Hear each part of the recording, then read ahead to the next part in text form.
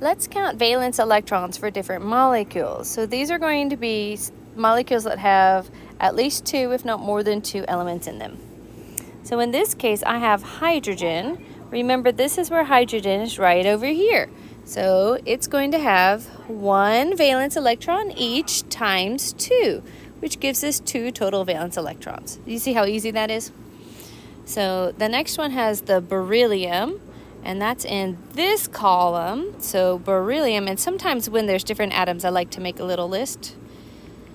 And the beryllium has 2 electrons, and then the chlorine has, it's over here, so it's got the 7. But there are 2 of them, so times 2, and then I add that up. So 14, you need to write it out, plus 2 is 16. And then let's see, the next one has boron and chlorine in it. So boron is here. So you'll notice that one has 3 electrons, and chlorine has 7.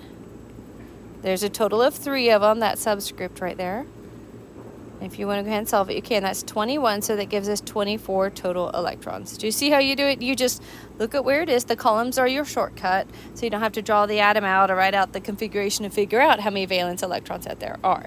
And then if you've got more than one type over here like this, then you would just multiply the number of valence that's in the column with times that number. And then you add everything together. So all of the elements, all the atoms in this, all of their electrons count. Now let me show you how to handle charge, and it's not much harder. Do everything the same on the front end. So you're just going to add up. Nitrogen is right here. So nitrogen has 5 electrons, and then hydrogen, we've done that before, it's over here. It's got 1, and there's 4 of them. So right now it totals to 9. But if you remember, anytime we make a cation, and that's what this is positive, you've lost an electron. So electrons are negative. When you lose something negative, you're left with something positive. So this has lost, so minus, that kind of looks funny, minus 1 electron. So I have 5 plus 4 is 9, minus 1 is 8 electrons.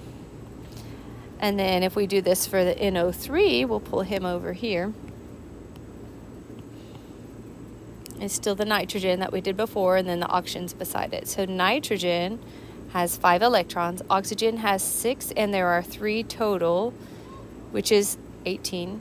Now with this charge here, again, you start off neutral. So if you are becoming negative, that means that you've added at least 1, if not more than 1 electron. In this case, since it's a minus, just a minus 1, then you're just going to add in an electron. And again, if that had been a minus 2, you'd add in 2 electrons.